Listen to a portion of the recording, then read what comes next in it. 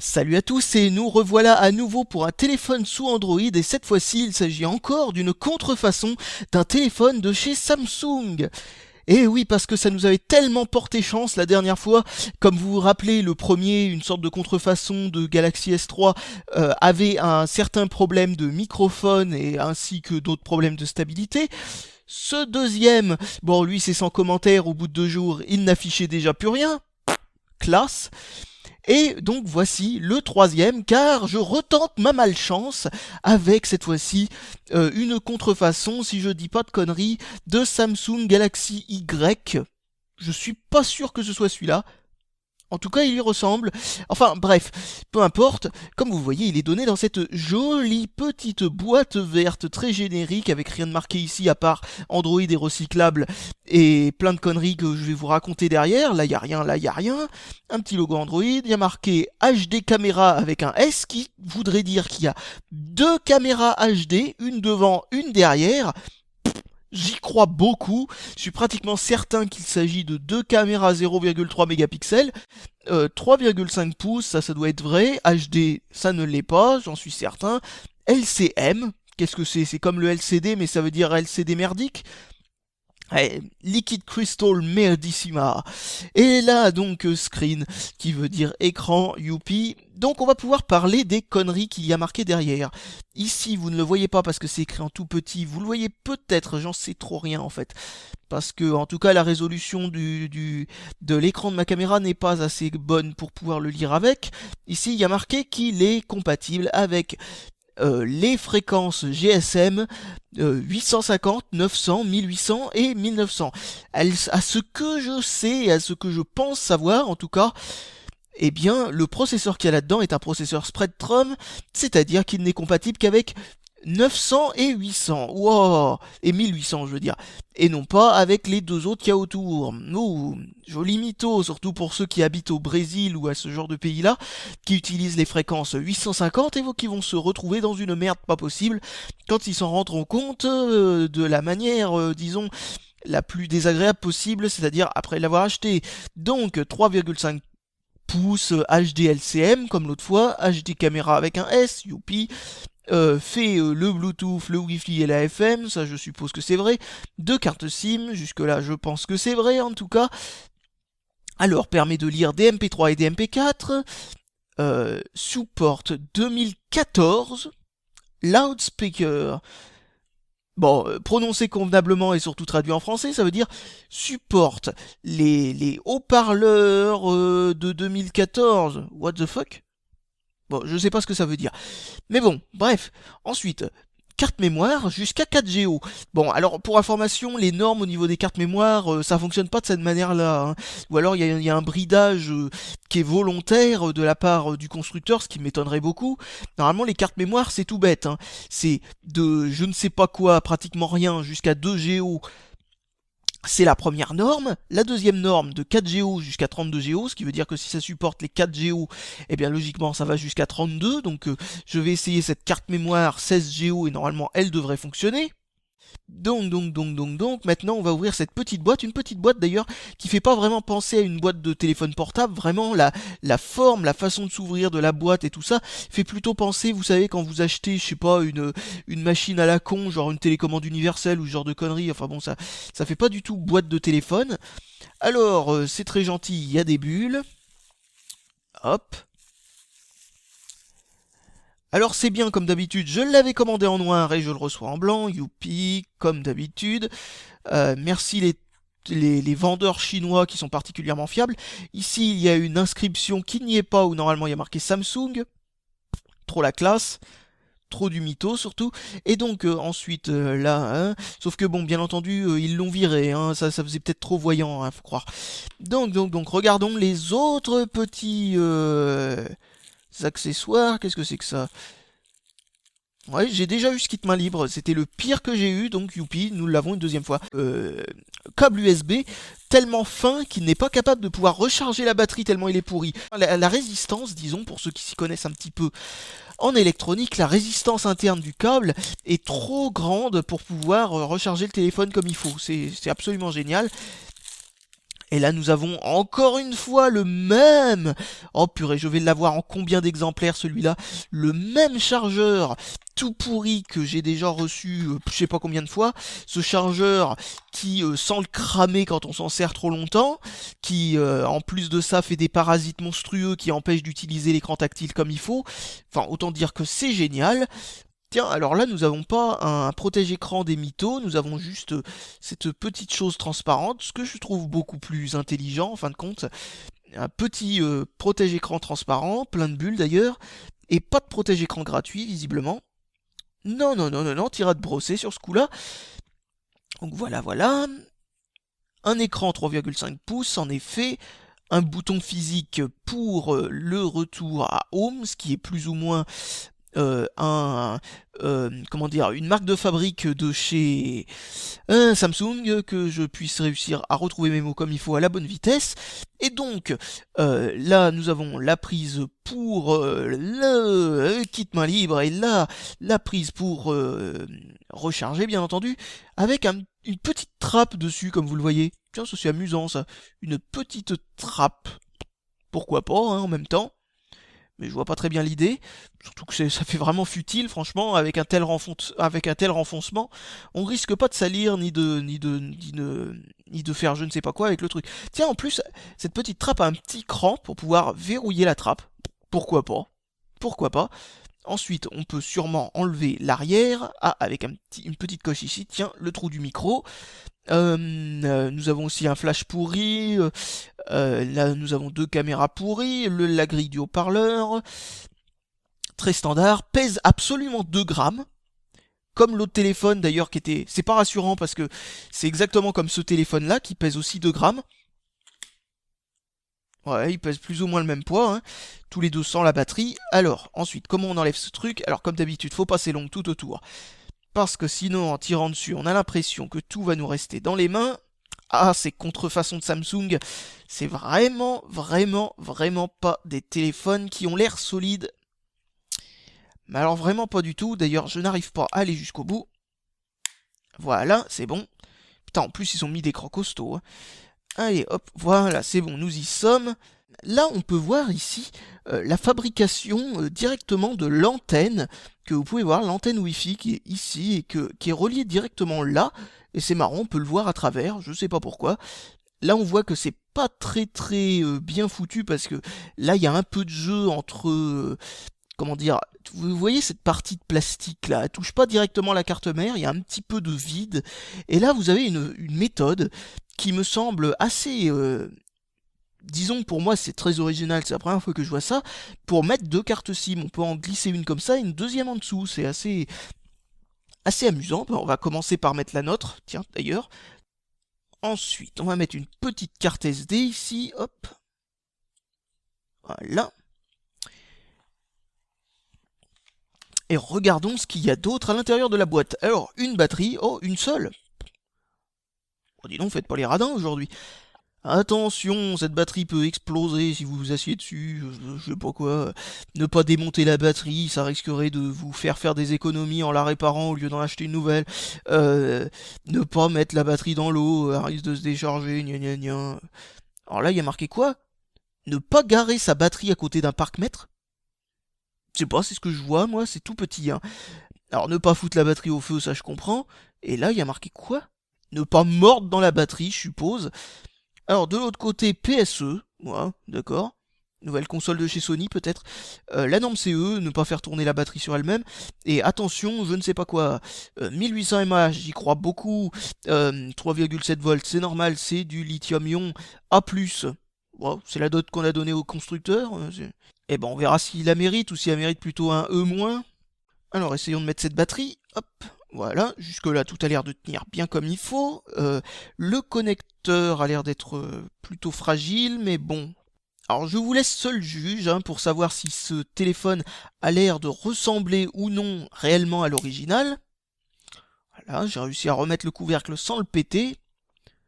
Pas non plus un exploit, mais bon, on sait jamais. Alors, petite trappe à la con. Et là, on va essayer de l'allumer. Alors, qu'est-ce que ça va donner? Pouf. Oh, Android. Oh, là c'est très générique, là, par contre. J'avais encore jamais vu un logo aussi générique au démarrage d'un téléphone. Là, franchement, c'est carrément le truc que l'on peut trouver sur le site web d'Android. Quand je dis le truc, c'est-à-dire le logo qu'il y a sur la page web. Enfin bref. En tout cas, ça nous ment pas sur le truc en nous mettant un truc qui ferait croire que c'est iOS ou je sais pas quoi, mais non, non, non, c'est bien Android.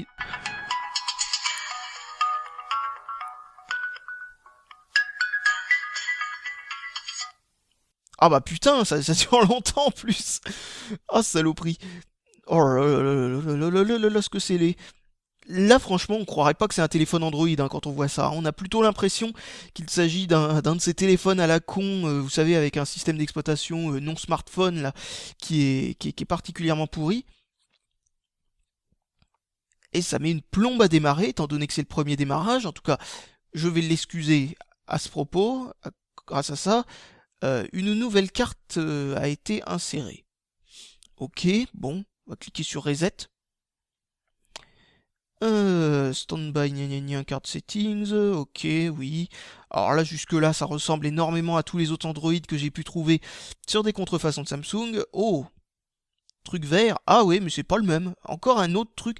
Je sais pas pourquoi, mais ils adorent ce truc-là sur les contrefaçons de Samsung. Vous savez, ce truc-là pour pouvoir accéder facilement à partir du menu déroulant à certaines fonctions, genre par exemple désactiver le Bluetooth, ce que je fais immédiatement. Et visiblement, ils aiment beaucoup ce genre de truc, alors que ça fait pas partie d'Android à l'origine. Et qu'est-ce que je voulais dire aussi à ce propos d'ailleurs, que ça me revienne. Ah oui, oui, mais c'est jamais le même. C'est incroyable à quel point. D'ailleurs, aussi, ce truc-là fait beaucoup plus penser à un truc Samsung que l'autre système d'exploitation que vous avez pu voir quelques vidéos avant. Ah, tiens, il y a le Google Play Store dedans. Il y a un truc qui est vachement intéressant parce que c'est Baidu Search, c'est-à-dire comment ça s'appelle, un moteur de recherche chinois inutile pour nous. Blacklist quoi? Ah, un truc pour blacklister des gens sur les numéros de téléphone, c'est plutôt pas mal. Ils ont mis ES File Manager comme navigateur de fichiers, ce qui est toujours une bonne chose. Il y a Skype de préinstaller, alors là, ça, c'est intéressant. Messenger, browser, machin chouette, email, phone messaging, machin chose, Play Store, caméra. Et il n'y a pas Twitter et Facebook d'installer par défaut. Par contre, il y a MSN et Skype. D'ailleurs, MSN, c'est un peu con parce que à moins que ce soit pas vraiment MSN, mais c'est un truc qui a pris son logo et qui sert à autre chose, parce que MSN, pour information, a fermé il y a pas longtemps, donc disons que ça n'a plus grande utilité. Ça met que welcome. Ok, bon bah on va paramétrer le Wi-Fi, peut-être que ça ira plus vite. Et on va mettre le truc en français aussi, tiens, ça serait pas mal. Oh, c'est marrant ça, les préférences sont pas directement dans le truc, faut aller dans un sous-menu, dis donc. Découverte assez intéressante, le seul et unique clavier qui est donné avec n'est pas le clavier d'origine, mais c'est un clavier que je ne connaissais pas, qui porte ce nom-là. Komoxo Input Method. Input. Donc voilà, et là, en frottant comme ça la barre, comment on appelle ça, la barre espace, hein, eh bien on peut choisir une langue. Portugais, gna gna gna, jusque-là je ne trouve rien d'intéressant. Ah, français. Voilà, voilà, voilà. Bon bah essayons de taper son truc là-dessus. Le clavier a pas l'air d'être mal foutu d'ailleurs. Peut-être qu'on peut désactiver des langues pour pas avoir tout le truc et avoir juste anglais et français, ça pourrait être pratique. Et c'est parti pour voir si le Wi-Fi fonctionne. Logiquement, il devrait.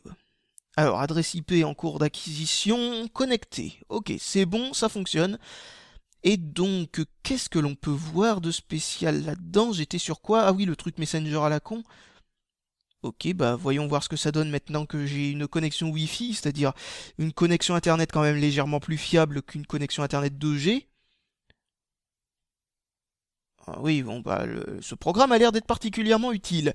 Et malheureusement, je pense qu'il faut le router pour pouvoir l'enlever. Me. Oh, mais c'est que cet écran tactile m'a l'air d'être plutôt pas mal, hein, en fin de compte. Beaucoup mieux en tout cas que ce que l'on peut trouver dans les Feteng notamment. Par contre, l'angle de vision est pourri, exactement comme sur les Feteng, ce qui fait que quand on l'utilise en mode paysage, eh bien, on a quelques difficultés à bien y voir dans le noir. Dans le jour, ça pose aucun problème. D'ailleurs, je pense que dans le jour, il n'y a pas de problème non plus à l'utiliser en plein été, etc., où on verrait rien, comme ça arrive dans certains téléphones. Donc, merde, j'ai oublié de mettre en français. Donc, du coup, je reconnaissais pas très bien les menus. C'est pas grave, on va mettre en français. Choisir la langue, français, hop. Voilà, c'est très rapide. Pop, pop, pop, vibration à chaque touche, etc. Vérifier les mises à jour, ok. Langue de saisie. Alors oui, en effet, on peut cocher et décocher différentes langues. Donc je veux seulement l'anglais et le français. Voilà, c'est pas mal. Ah bah c'est plutôt pas mal en fin de compte ce clavier alternatif. Je ne le connaissais absolument pas. Et il a pas l'air de prendre énormément de place en interne. Contrairement à Go Keyboard, qui était une très mauvaise idée qu'il y avait dans les téléphones Feteng. Donc, bah, essayons de regarder si la sélection est complète. Elle a l'air de l'être. Ah, bonne surprise ce téléphone à ce niveau-là. Ouais, ça a l'air d'être plutôt pas mal. Bah, on va installer un truc, hein. Qu'est-ce qu'on va installer? Allez, on va installer ce truc-là. C'est en grand, c'est gratuit, quelle chance. Allez hop, installons-le. Il me semble que c'est un shoot 'em up.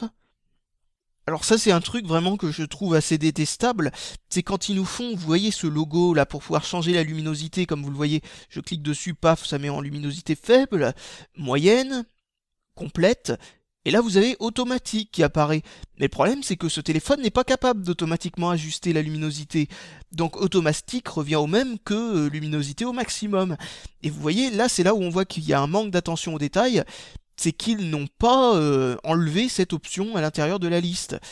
Alors comme vous le voyez peut-être à l'écran, la résolution est pas énorme, mais elle est très standard pour ce genre de téléphone pas cher. Il coûtait pour information à peu près 50 €, un peu moins de 50 € celui-là. Alors l'appareil photo, je sais pas du tout ce qu'il vaut, donc bah, on va l'ouvrir. Ah, comme vous le voyez, c'est un truc, c'est encore l'appareil photo d'origine légèrement modifié. Alors, combien il fait? Alors il y a un flash, activé, désactivé, ok.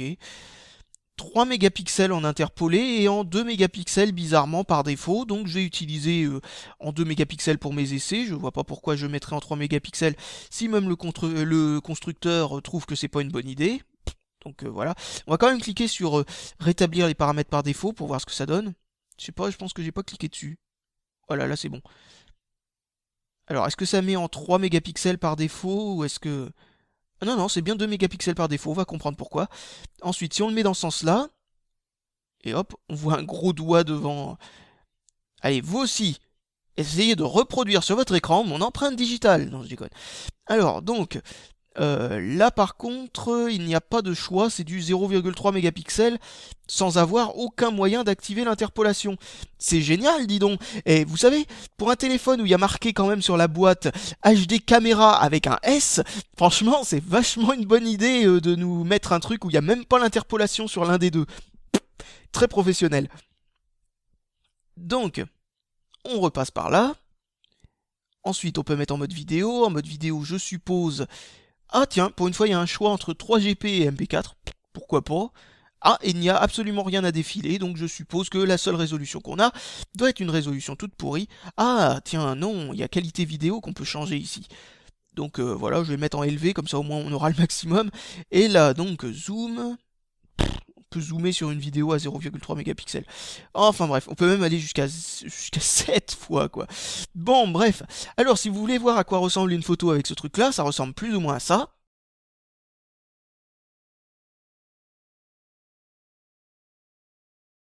Donc, qu'est-ce qu'on peut voir d'autre là-dedans? Alors, SMS, machin chose. Est-ce qu'il y a un client mail? Oui, il y a le client mail par défaut, comme d'habitude, il me semble. Attends, je crois que je l'ai vu l'autre fois. Email. Il est ici. Ah tiens, il a pas le même logo que... Oh. Ah bah non, c'est pas le client mail par défaut, là. Qu'est-ce que c'est que ce client mail? Il y a des chances d'être meilleur que celui-là par défaut, parce que celui-là par défaut est tellement pourri, je le remplace toujours par K9 Mail, qui est quand même bien meilleur. Et donc voilà. Qu'est-ce qu'on peut dire d'autre là-dedans? Alors je ne sais pas, on va quand même voir ce que donne en jeu. Et ensuite je vais vous laisser et je vais essayer ce téléphone-là tout seul dans mon coin pour avoir une vue, complète sur cette machine. J'essaye de faire du remblai le temps que ça charge parce que ça m'a l'air d'être assez long. Tiens, non, c'est dans ce sens-là. Et donc voilà, bah a priori en tout cas, il n'y a pas vraiment de défaut de conception. L'écran ne se décolle pas comme l'autre fois. Donc, on va baisser le son, parce que, comme d'habitude, vous ne l'entendrez pas, et moi, je préfère m'entendre parler. Donc, voilà, bon, c'est une OST assez simpliste et habituelle que l'on peut avoir sur ce genre de truc, c'est-à-dire une OST très martiale, visiblement. Ça est un peu défilé militaire et tout ça. Alors, est-ce que ça rame? Ouais, pour l'instant, ça rame un petit peu. Alors, c'est un petit shoot 'em up qui rame. Mais il me semble... Mais il faut revenir en arrière. Revenir au menu principal. Aller dans Préférences. Et là, nous avons Haute qualité. À la place, je vais mettre Performance. Je sais pas si vous le voyez. Trop près pour le voir, en tout cas. Là, il y a une sélection Performance et tout ça. Voilà. Bah, maintenant que c'est fait, normalement, les performances devraient être meilleures. Donc comme vous le voyez, le chipset graphique est pas non plus excellent, mais il est largement suffisant, hein, c'est le même de toute façon que ce qu'il y a dans tous les téléphones avec un processeur Spreadtrum, c'est-à-dire toutes les contrefaçons de Samsung que j'ai pu voir. Ce jeu-là n'est pas le jeu le mieux optimisé qui existe, hein, de toute façon, mais bon.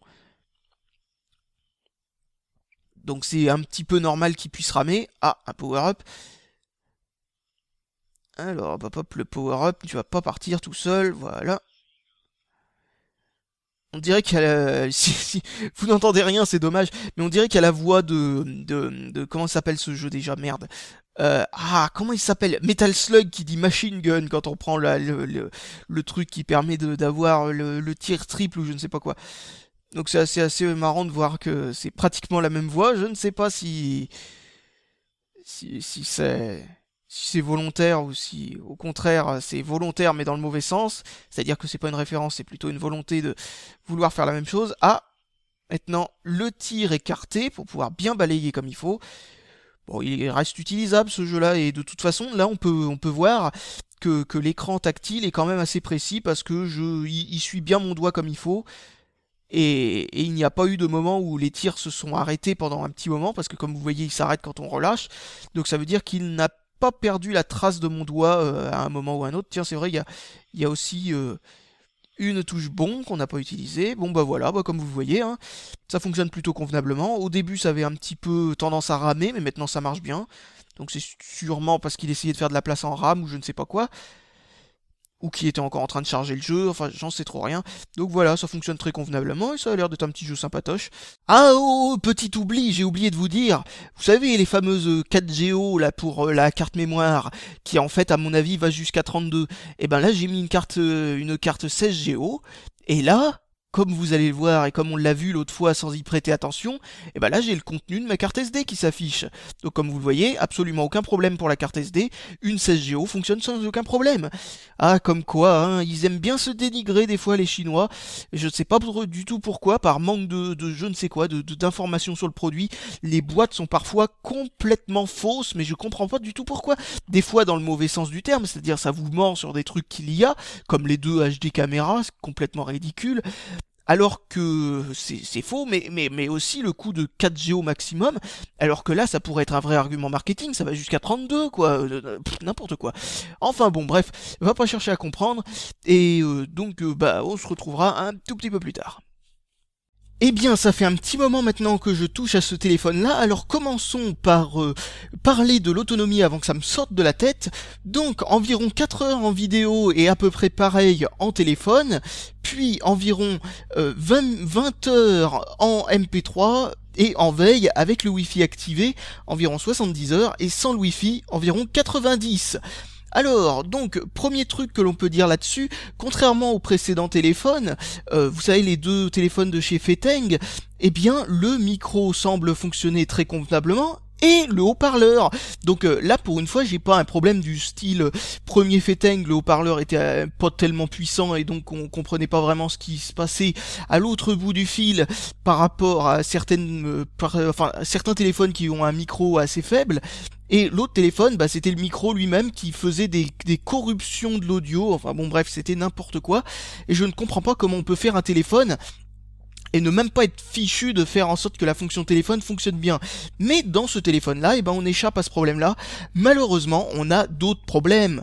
Alors, le premier problème que l'on peut avoir avec ce truc-là, c'est le bruit du déclenchement de l'appareil photo qui fait trop de bruit, mais ça, c'est pas trop grave en même temps. Mais surtout, un gros problème, mais alors un vrai, hein, c'est le fait d'avoir...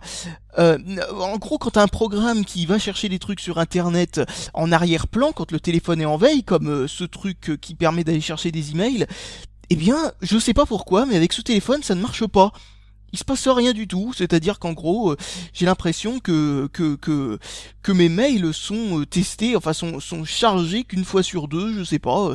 Ça fait un petit moment que ce téléphone tourne et les emails, j'ai l'impression de les recevoir qu'une fois tous les 30 ans, on sait pas trop pourquoi. Alors bon, le multitouch c'est du 2 points, avec le même problème quand les 2 points sont alignés dans cette orientation-là, mais bon, ça c'est pas particulièrement grave. À ce prix-là, avoir du multitouch déjà, c'est déjà un miracle. Alors l'écran, je vous l'ai dit, et là je le confirme, a vraiment ce problème d'angle de vision qui fait que de nuit dans cette orientation-là, eh ben c'est vraiment pas agréable à être utilisé. Par contre, de jour comme de nuit dans cette orientation-là, il n'y a pas de problème du tout. Donc en tant que téléphone, en tant que tel, absolument aucun problème. Mais un autre problème, et ça commence vraiment à me faire chier, c'est tous ces téléphones pas chers à base de processeurs Spreadtrum, j'ai l'impression que ce sont tous des téléphones remplis de mythos, parce que regardez, vous allez dans à propos, et là il y a marqué, alors que pourtant ça se voit comme le nez au milieu de la figure, hein, on reconnaît ça à l'interface et tout ça, c'est Android 2.3.5, mais là il y a marqué 4.0.4 comme vous le voyez ici, ce qui est complètement ridicule. D'ailleurs tiens, on va essayer de tapoter dessus. Et là, comme vous le voyez, nous avons l'artwork de Gingerbread qui est dessus, c'est-à-dire l'artwork qui est pour Android 2.3.5. Et non pas l'artwork qu'il y a pour Android 4 qui est autre chose, parce que Android 4 c'est Ice Cream Sandwich, donc c'est vraiment pas du tout la même tronche. Enfin bon bref, voilà, bon. Alors la batterie tient convenablement, le téléphone semble stable, l'écran tactile répond bien, il a l'air de répondre mieux que sur les deux téléphones Feteng, donc c'est déjà pas mal, même s'il répondait déjà pas mal sur les téléphones Feteng. Disons qu'il répond aussi bien, mais qu'il est un peu plus précis, c'est-à-dire, par exemple, quand on fait apparaître le clavier, on n'est pas obligé d'utiliser ce type de clavier-là, comme vous allez le voir d'ici quelques temps. Allez, s'il te plaît, voilà. Donc c'est-à-dire ce clavier-là, c'est-à-dire le clavier avec 2 lettres par touche, on peut tout aussi bien utiliser ce clavier, c'est-à-dire le clavier complet, dans cette orientation-là, sans avoir trop de problèmes de précision, et donc du coup ça touche la bonne touche. Mais bon, c'est toujours beaucoup plus agréable en utilisant dans cette orientation-là, quand on a un écran 3,5 pouces comme celui-là, d'utiliser ce type de clavier-là. Franchement, Touchpal, c'est vraiment un super clavier non officiel pour Android, que l'on peut télécharger facilement à partir de l'Android Market, enfin du Google Play Store, c'est-à-dire. Et donc il y a certains jeux qui déconnent à cause du mytho sur Android 4.0.4, comme je vous avais déjà montré sur un précédent téléphone. Exactement le même genre de problème, et ça c'est vraiment casse-pied, et je ne comprends pas pourquoi ils se font chier à faire ce genre de mytho, parce que ça trompe personne en plus, franchement, c'est juste impressionnant. Je veux dire, quand tu vas dans paramètres et que tu vois ces icônes sur la liste, là, non, c'est que t'es dans Android 2.3.5, quoi, ça se voit comme le nez au milieu de la figure. Et sinon, un truc qu'il n'y avait pas dans les Feteng, et donc du coup, j'étais pas tellement sûr que ça existe sur les téléphones avec processeur Spreadtrum, mais visiblement ça existe aussi, c'est que l'on peut paramétrer des heures de marche et d'arrêt du téléphone pour qu'il puisse s'éteindre et se rallumer à n'importe quel moment tout seul par rapport aux heures où l'on l'a paramétré. Comme ça on économise de la batterie pendant par exemple 5 heures pendant la nuit ou ce genre de truc, pour comme ça eh bien tout simplement économiser de la batterie quoi, hein, et donc le recharger moins souvent. Et ça c'est plutôt pas mal, et surtout aussi ne pas avoir à oublier, enfin ne pas avoir à penser à mettre en mode silence ce genre de truc pour pas être dérangé pendant la nuit, vu qu'il le fait tout seul. Enfin, ce genre de truc, et ça, franchement, je trouve ça sympathique. Et donc bah voilà, bah sinon je sais pas trop quoi dire de spécial là-dessus, c'est un téléphone tout ce qui est de plus banal, avec des performances banales, avec ah oui, pour les performances, je vais pas vous montrer AnTuTu Benchmark, déjà parce qu'il marche pas à cause du mytho, donc il faudrait que je le route pour rectifier le fait de mettre 2.3.5 à la place de 4.0.4, mais j'ai pas envie de me faire chier à le router. Et donc qu'est-ce que je disais déjà? Oui, mais les performances, à ce que j'ai vu sur les autres tests de AnTuTu Benchmark, et puis aussi celui-là de CPU identifieur, c'est exactement les mêmes performances que tous les téléphones avec processeur Spreadtrum, quoi. C'est vraiment exactement les mêmes performances. Sinon en multimédia pas trop de problèmes, hein, les vidéos fonctionnent bien, TubeMate fonctionne bien, j'ai pas essayé l'application officielle, Orifiel j'allais dire d'ailleurs, de YouTube, vu qu'elle est complètement, enfin je la trouve affreuse, donc autant utiliser TubeMate, ça marche tout aussi bien. Et en plus de ça, on peut télécharger les vidéos pour ne pas avoir à se faire chier comme ça. À le, comment dire, voilà pour les interruptions de service du réseau ou ce genre de conneries, surtout qu'en plus, comme tous ces téléphones, ils ne fonctionnent qu'en 2G, donc la connexion internet quand on n'a pas le wifi est pas forcément ce qu'il y a de mieux. Donc voilà, je pense que j'ai rien de spécial à ajouter là-dessus, hein. Un téléphone qui fonctionne très bien, si on utilise le service mail d'origine, eh bien on n'a pas le problème, comme je vous l'ai dit, avec mon logiciel d'email qui fait que ça télécharge pas les emails. Mais voilà, ça c'est le seul gros problème de ce truc là, c'est si on a un programme genre je sais pas, vous savez des trucs comme Happy Geek, Happy Gamer, enfin tous ces trucs de news qui ont des alertes, etc. Je suis pratiquement sûr que tous ces trucs eh bien ne fonctionnent pas sur ce truc là, les alertes automatiques en gros n'arrivent pas, donc tant pis, c'est pas grave, à mon avis, parce qu'ils ont dû faire un truc pour économiser la RAM, qui pensait sûrement intelligent, mais en fait peut poser des problèmes dans certaines utilisations, donc ils auraient dû mettre une option à cocher et à décocher, vous savez, du genre recevoir les alertes ou ne pas recevoir les alertes, enfin un truc de genre, et malheureusement, bah ils ne l'ont pas, ils n'ont pas pensé à faire une option pour désactiver cette idée bizarre qui leur a traversé l'esprit, donc voilà. Sinon aussi oui, pour terminer là-dessus, la mémoire interne du téléphone est assez faible, donc du coup c'est le router et utiliser Link2SD pour être une très très bonne chose. Je pense qu'il est routable, mais j'ai pas envie de me faire chier là-dessus parce que étant donné que c'est un téléphone qui est tout à fait correct, certes, pour une contrefaçon, par rapport aux contrefaçons qu'on a pu voir dans les vidéos précédentes qui étaient juste minables, et bien celle-ci est bon, tout à fait correcte. Mais pour des prix quasi identiques, c'est-à-dire aux alentours de 50 €, on peut trouver des téléphones qui sont beaucoup mieux, qui n'ont pas les petits problèmes que l'on peut avoir par-ci par-là, et qu'on n'a pas besoin de router pour faire fonctionner convenablement. Et donc voilà, je pense que je peux terminer là-dessus, et tout simplement vous dire eh bien à la prochaine pour une prochaine vidéo sur un truc de genre, ou un autre truc, on ne sait jamais. Donc voilà, bah salut.